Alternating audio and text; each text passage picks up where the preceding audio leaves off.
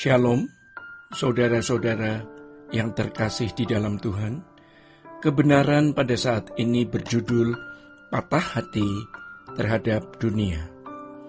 Kita harus terus mengembangkan cara pandang yang benar, yaitu cara berpikir dimensi kekekalan. Tidak banyak orang yang sudah menembus batas ini. Pada umumnya, penglihatan atau pandangan manusia hanya sampai pada apa yang ada di bumi ini. Karena memang sejak kita kanak-kanak, kita sudah dipengaruhi oleh dunia, terpapar oleh cara pikir dunia, yaitu dimensi berpikir fana.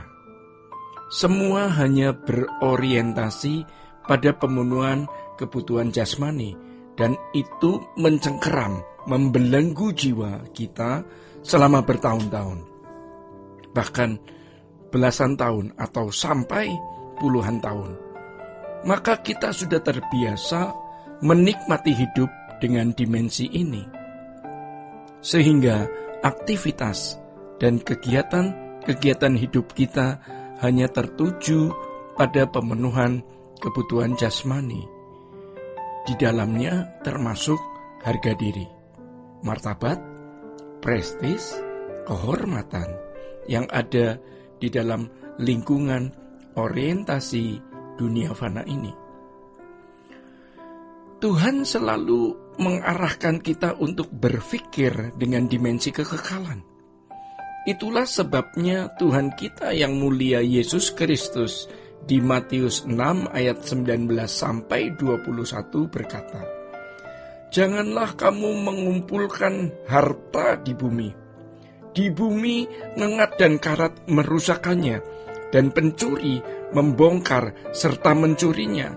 Tetapi kumpulkanlah bagimu harta di surga. Di surga ngengat dan karat tidak merusakkannya, dan pencuri tidak membongkar serta mencurinya. Karena di mana hartamu berada, di situ juga hatimu berada." Jadi kalau kita berkarier, mencari nafkah, itu dasarnya bukan karena kita sedang mencari pemenuhan kebutuhan jasmani, melainkan supaya kita bisa melewati hidup guna fokus kehidupan yang akan datang. Memang betapa sulitnya memindahkan hati di dalam kerajaan surga. Tetapi kalau kita berkomitmen sungguh-sungguh mau dan kita berdoa, kita mohon pertolongan Tuhan untuk itu, pasti Tuhan akan menolong kita. Tuhan akan membuat suasana hidup di mana kita sampai pada titik patah hati terhadap dunia. Kalau kita belum patah hati terhadap dunia, kita belum bisa memindahkan hati kita ke kerajaan surga. Artinya tidak ada lagi yang kita harapkan dari dunia ini. Saudara-saudara, kita harus bisa menghayati tragisnya hidup. Dalam hidup kita sendiri maupun hidup orang lain. Apalagi kalau kita dibawa Tuhan ke situasi di mana kita benar-benar berada di titik terendah. Di situ kita sungguh bisa merasakan patah hati terhadap dunia. Jadi di dalam proses pendewasaan, proses penyempurnaan yang Tuhan kerjakan, kita dipaksa Tuhan untuk melihat ke depan. Namun kalau keadaan sudah baik, sudah nyaman, bisa ada kecenderungan kita menoleh lagi ke belakang, menikmati lagi apa yang bisa dinikmati dari dunia. Kekecewaan terhadap dunia dimulai dalam bentuk kekecewaan terhadap manusia dan keadaan. Misalnya, kemiskinan yang berkepanjangan, sakit yang tidak kunjung sembuh, dikhianati oleh orang yang kita percayai. Sebenarnya itu adalah potensi kita untuk mengalami patah hati terhadap dunia. Namun, keadaan-keadaan seperti itu juga belum tentu membuat seseorang patah hati, kecuali dia mendengar firman Tuhan yang benar, sehingga dia bertumbuh dalam pengertian tentang kesementaraan hidup. dan mengenai kekekalan, hal itu akan pasti mengantar kita kepada keadaan patah hati. Ditambah lagi kalau kita memiliki kesempatan melayani pekerjaan Tuhan dan menyaksikan penderitaan banyak orang. Di situ kita patah hati. Sampai kita berkata, "Mari, aku tunjukkan tempat di mana kamu tidak mengalami penderitaan. Tidak ada air mata duka cita. Tidak ada kematian. Tidak ada perpisahan."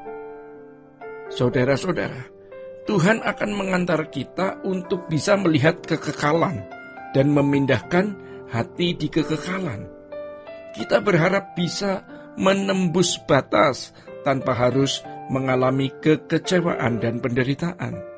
Kalau kita sudah melintasi batas, rumah kita besar atau kecil sudah tidak terpengaruhi. Sadarilah bahwa semuanya harus untuk kepentingan Tuhan. Ingat, kesenangan sesaat jangan merusak kenikmatan kekal. Maka kita bersyukur kalau Tuhan membawa kita kepada perjalanan hidup yang makin berat. Tetapi inilah cara finishing well. Kita mau diakhiri dengan baik. Jadi apapun keadaan kita hari ini kita bersyukur. Mengapa? Kalau bukan karena Tuhan, kita tidak ada seperti hari ini. Yang terutama, kita mengenal kebenaran dan dipersiapkan masuk langit baru, bumi baru. Tangan Tuhan yang memelihara kita dengan sempurna. Jadi, keadaan yang sekarang, yang kita pandang tidak sempurna, cacat, invalid, tidak lengkap, atau gagal, itu belum apa-apa dibanding kalau nanti kita ditolak di kekekalan.